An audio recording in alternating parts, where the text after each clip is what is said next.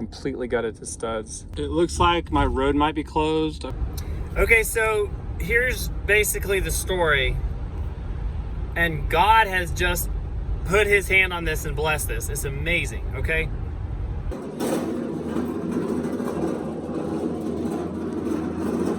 So many supplies have come into Western North Carolina after Hurricane Helene. And it's overwhelming to see the outpouring of love and support for this region.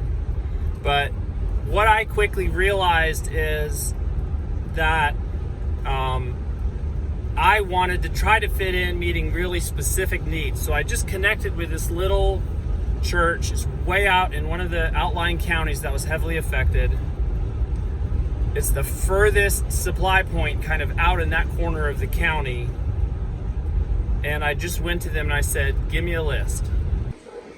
They grab a pallet for me so we can get all these propane heaters. Indoor safe, these are the large ones. Even though I think the diapers and the food and the formula and the dog food, all of that is really important, especially for people who are struggling beforehand and who are out of work. And there's warehouse places you can still bring that stuff in more central locations. A lot of what I'm seeing in the little supply centers is that they're full. And so what we're trying to do is just get items to them that they're actually going to deploy like today and tomorrow. Real immediate needs that they don't have enough of. And then these, so you can put them to a 20-pound tank, is what we're grabbing. And when I say like God has really blessed this, what I mean is like I didn't walk into this with money to do it, and I also have not asked anyone for money to do it, but people keep sending us money, and I'm not talking about YouTube viewers. Though some of that may be happening indirectly. Some of the money's come from other YouTuber friends. I honestly don't know where it's coming from. Some of it's just personal gifts, but people keep sending us money for this specific cause, to just meet these really specific supply needs. And I'm not asking for money in here. I'm just showing you kind of like what we're doing as I'm able, day by day. All right. You know,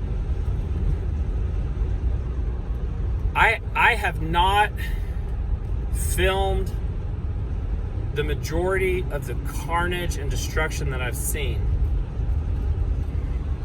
A part of me wishes I did a little more of that up front, and I still might do some little surveys of areas that I love, but mostly on those days when I've been out in those areas, I have not even filmed it.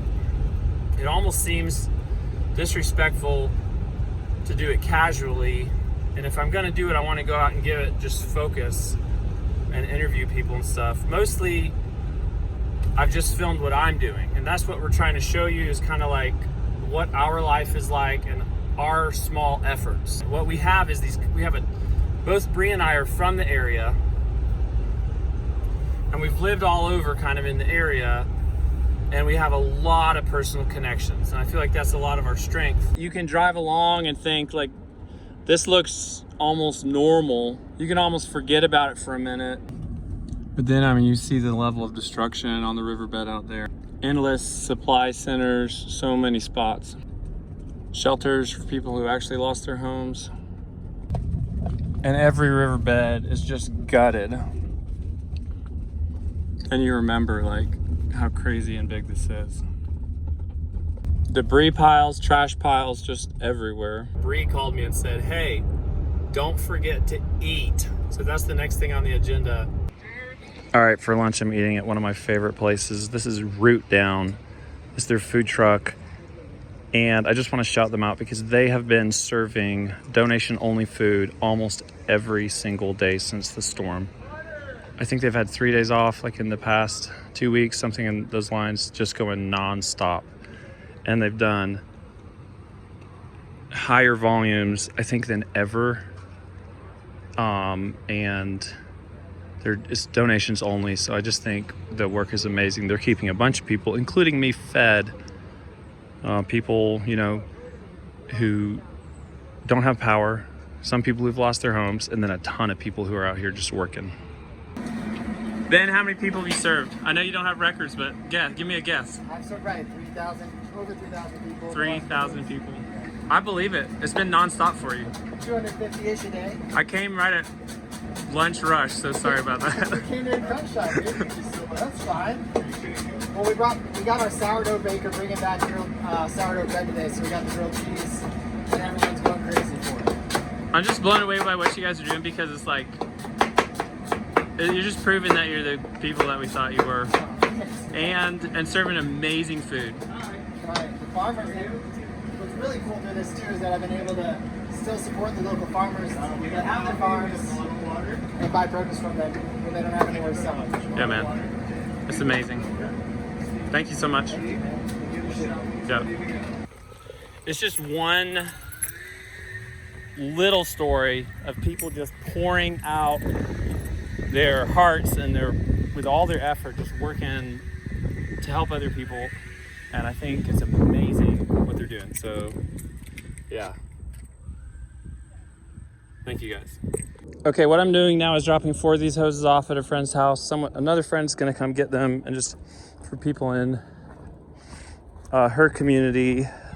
This hose allows you to attach a 20-pound tank to these propane heaters so that you can run it for like a day, rather than just limping along on 1-pound tanks, and then you can refill your tanks. So I'm just leaving these here on their doorstep, and she's gonna come over here and grab those. That's for like just a little group of friends and people she's connected to. And then next, I'm stopping off at the farm just to talk to the neighbors out there. One neighbor in particular, if I can find him, who just kind of knows everyone and takes care of people. Then the rest of the heaters I'm taking out to this little supply point I've talked about, because I know that they're doing great work on distributing these things to people who need them. They have not only repaired this, they have paved it. Kind of amazing. I had a big change of plans. I was gonna take all these heaters out Saturday, but it was 32 degrees this morning. I found the heaters locally near Asheville, and I was already this direction, so I just called Brianna and I said, why don't I just take them out now? Because if there's houses that need them tonight, like, hey, let's get them out. It's cold. All right, I'm on the road to the farm now. Honestly, I'm amazed this bridge didn't go. It has to be rebuilt. It's torn up, but it's such a low bridge anyway. I'm amazed it didn't completely go out. They may have power up here, because I've seen multiple transformers on the ground, but then those transformers are on the ground still, there's new ones in place. Okay, I haven't found any neighbors, but the power is on out here. That's awesome news. That means the valley has power. I'm in the camper. Transformer. You know what? It's hard to get great information, but I've heard over and over December through March in some of these outlying areas, especially the ones that have power lines coming from Tennessee. So I've got to go turn around and pull in there and talk to these National Guard guys. So we'll take a few back roads to get where we're going. I'm not the only one taking the detour behind a little caravan. Looks like they're from Indiana. These guys, I just talked to these guys. They're just out like filling people's generators with gas. This big burly guy with a gun on his thigh jumps out of this pickup truck, these guys from Indiana, and just goes over across this bridge, gives these people a hug and like prays for them. Like I'm watching this happen right now. I was talking to 2 chaplains from Samaritan's Purse today while I was eating at the food truck. They're just out talking to people, praying for people. I do think it's a really big deal because so many folks are just in shock. The level of stress is intense, so much. So I think it's really meaningful prayers and connections, super meaningful. Samaritan's Purse gutted this house. I know. I saw them out here the other day. They're doing mud outs where they just roll through, take everything out, and strip the house to the studs. And I think they also do an initial mold spray. All right, now we're down here just on the main river drainage in this area. Pretty much every house on this river, unless it was set up, is condemned or like gutted. Like this one was gutted by Samaritan's Purse about 4 days ago, completely gutted to studs. I don't know if this one was quite high enough. I think that one's gutted out as well. This across the river was actually a beautiful little campground. They had, it was a veteran-owned business, originally at least. I think 8 like 16 by 16 platform decks with beautiful canvas tents and a shower house. This completely destroyed. That's a real successful small business, just gutted. I gotta be careful with Brianna's car here because it's pretty, it does not have a lot of clearance. This is the kind of road destruction that's all over. I did think I'd just show you this because I just want you to see like how insane this is. This is where this highway ends. This is not one of those things they can just come in and do a quick fix on. It's just gone all the way up around the corner. And that rail line across the river is it looks like there's a worker out there for the railroad, but I guess they're just surveying damage. This section looks really good, but there are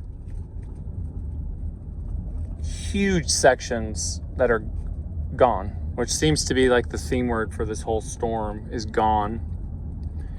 Some of my friends' kids who are right out here in the middle of this, they joke about it all the time, how everyone just says, it's gone, and they laugh about it, but like, I mean, they've been in neighbors' houses like shoveling mud out. These are like elementary and middle school kids, like literally shoveling mud out of people's living rooms who live right across the street from them.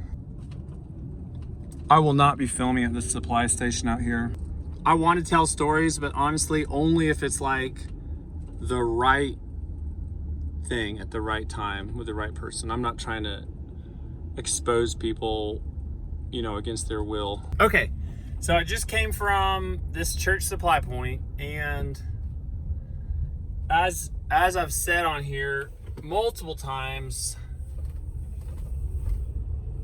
every need is a moving target. And I was up here like 3 days ago, and they were running propane heaters out the door, getting them out. They were moving. I got up here today, and they've got a stack of propane heaters. I left them some cords because they're short on cords, and I think I have time to do this. I am going out just on kind of an offhand comment by one of the guys in charge here at the local fire district.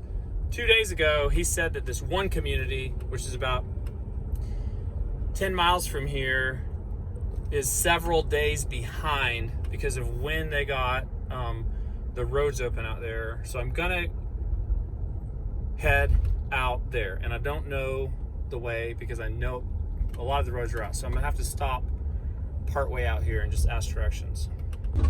They were super appreciative out there, but it wasn't quite the same as the other day when I just brought all the needful things. But I have to remind myself, just like, this is not about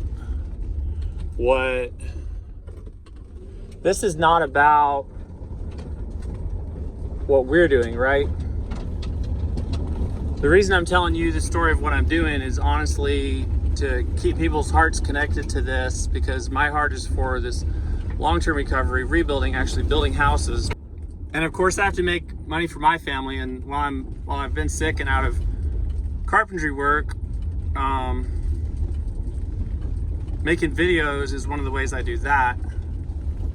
But this isn't about like what we're doing. This is about actually meeting real needs. So we'll just roll on and find an area, hopefully that where they actually need these. There's a raft coming down the river. I honestly cannot think of another purpose for a raft coming down the river but to just scour the banks that you can't see from above for bodies. Because this is not like, I mean, what else could they be doing? It's not like a recreational. You think anyone's going out here recreationally? I don't think so. No way. Yeah, they're like search and rescue. That's the only thing I can think. There's a real sense of loss just in a place being changed so much. And some of our favorite swimming holes up here that were as much a center of community as a church to some people, like a place where we regularly met with our friends and our brothers and sisters. And those places are forever changed. I saw our swimming hole over here. This was last week. I saw our swimming hole for the first time, and it's unrecognizable. And then I saw a church just down the road that had been washed out, and I was thinking, you know what? Those people are experiencing this great sense of loss, but I experienced a piece of that in like losing this place that was such a center of connection for so long for me and my family and, you know, a dozen other families. It's unreal. Still hung together. Great welds, guys. Thumbs up on those welds.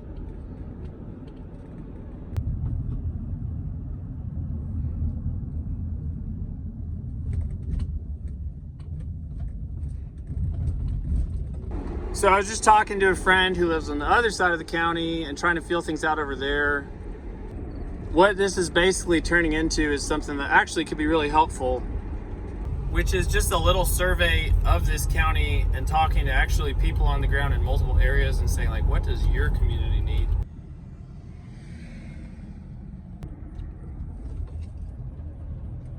little playground I used to take the kids to years ago. All right, headed back down the river.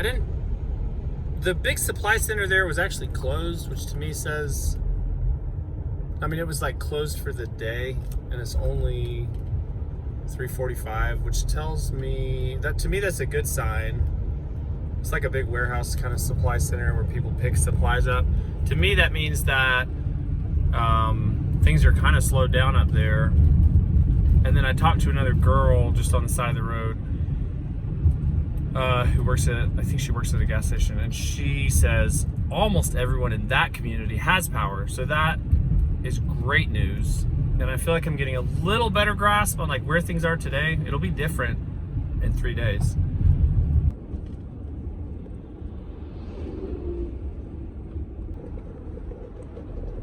These buildings are totally gone. Looks like they just got a camper now.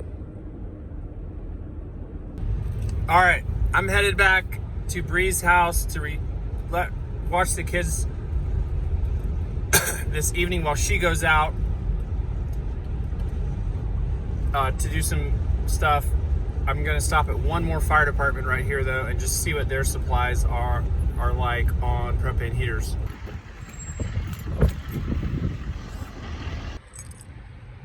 What I'm gonna actually do is just leave. I left some heaters out there. I'm gonna leave these with them here because they're short on these. Seems like these are in more short supply than these right now. This place, I don't know if I've seen anywhere else that's quite as organized as this place. They have so many supplies. They did say they were short on those hoses. They're basically supplying this half the county because one of the other fire departments in the area was wiped out. So I have calls out on these heaters because I know they're kind of this critical item that were in short supply 2 days ago, and to a couple different areas out here, just asking people who live there just to check in with their communities. And then one guy's checking down to that a local supply center. I wasn't able to make it to that side of the county, and he's just going to talk to him. What I don't want to do is just take other people's money, buy supplies, and dump them off somewhere when they may not get used. And so we'll wait tomorrow and see what we hear from a couple of people we reached out to. And if it doesn't seem like there's an immediate need, we'll just return the heaters, move on to the next list, or of course, hand people's money back to them if we don't find something right in front of us that's a really needed thing. And I cannot speak for the overall situation. I'm not trying to be like the voice person for the region by any means. I'm just sharing what I'm seeing in front of me. And what I'm seeing is a really, really good thing that in some of these hardest hit areas, there's a little bit of a saturation point on even these very high dollar item. Not that heaters are real high dollar, but they're, over $100. And then real high dollar items like whole house generators, those can run over $1,000 depending on the size. And we're hitting a saturation point from what I'm seeing where in the communities that I'm checking in with, most people who need one have one, which is amazing. That's a huge, huge deal, especially with those really expensive items. That I'm honestly tickled about that. I think that's great. It's a really, really good sign that I was rushing heaters out here today because I was told they were needed 2 days ago, and they said to me today, as far as we know, pretty much everyone who wants one or two has one or two. That's a great thing. And that what that means is there's not people just sitting shivering in their houses when the temperature is hitting freezing, as it is repeatedly this week for the first time this year. So that's a really, really good sign. And I'm actually encouraged by the areas I saw with restored power today, and the road progress that's been made since I've been out here last. Honestly, I'm super encouraged by all of that. To me, all of that's just kind of the immediate emergency stuff. The thing that I am really hoping to get involved with in the longer term, as opportunity presents itself, is working on getting people's houses back. And we actually have one GoFundMe we shouted out a few days ago on the channel for a girl named Elizabeth Barker. She lives at, her house, she doesn't live in her house anymore. Her house was completely flooded up to the gutters. The house is currently gutted. And she is raising money at the level of a house renovation replacement level. She's an awesome girl. We know her. She was our nurse in the hospital, and my brother knows her. And we've kind of picked her to focus on and say, we're going to keep raising money for her and talking about her. Hopefully we'll get to go, we're corresponding with her, and hopefully we'll get to go out and actually do a video with her. And I think that would be really good. I really want to tell her story. She lost her house though. Awesome lady. She's a nurse. She just has been working her tail off to buy this house, take care of her daughter. She's in school to become a nurse midwife, and lost everything. So I'm gonna actually link her GoFundMe again in the video description, and hopefully you can look forward to seeing some more video content on her that's not just us talking about it. I think she's willing. It's just a matter of finding the right time with her as her life has been blown apart. So check out that GoFundMe in the description. You guys are so awesome. We've shouted out 2 GoFundMes so far, and we don't want to shout out too many things. We really want to focus on Elizabeth Barker and her house. But I shouted out my friend Gabe and Thomas, who've been doing heavy equipment work, and you all have been so generous. I haven't actually seen Gabe's GoFundMe, since I published that video as I'm talking right now, but Brianna said it's doing awesome. And then seeing these 2 huge surges of donations towards Elizabeth Barker's GoFundMe, it's super encouraging. We've always known you guys were so generous, and you just shown it again in this example. So it's not a surprise, but it's just really encouraging to see that. And I know that she really appreciates it, and I know that Gabe and Thomas really appreciate it.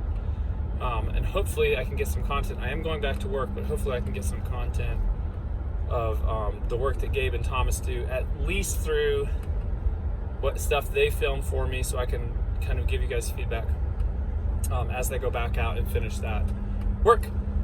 All right, all that to say, you guys are super generous, and we're gonna just keep telling you stories and telling you what we're up to. Today was not a waste by any means. I learned a ton. I left some critical supplies with people who needed those supplies. We also learned a lot. I learned a lot about what people are needing, and I got to talk to a ton of people. So I actually really enjoyed it, and I got to give you guys a little bit of an update on what it actually looks like out here and kind of what's happening from my perspective. All right, thanks for joining me, guys. We'll see you soon. Bye. All right, a little postscript on this video. If you watch till the end, I talked to my contact out at that first church supply station I went to today, and he said he's my primary contact, but he wasn't there. It was someone else who actually kind of sent me away, and he said we've sent out 20 heaters this evening, and we definitely can use those. So a little bit of confusion is totally fine. They don't know how many they're going to get in. They don't know how many they're going to send out. So we're actually going to bring those out day after tomorrow to that little place, drop them off there. And I feel really good about the day still, even though it's a ton of driving. I got to talk to so many people and learned a lot. Saw some places I loved. Anyway, thanks for joining me. Bye.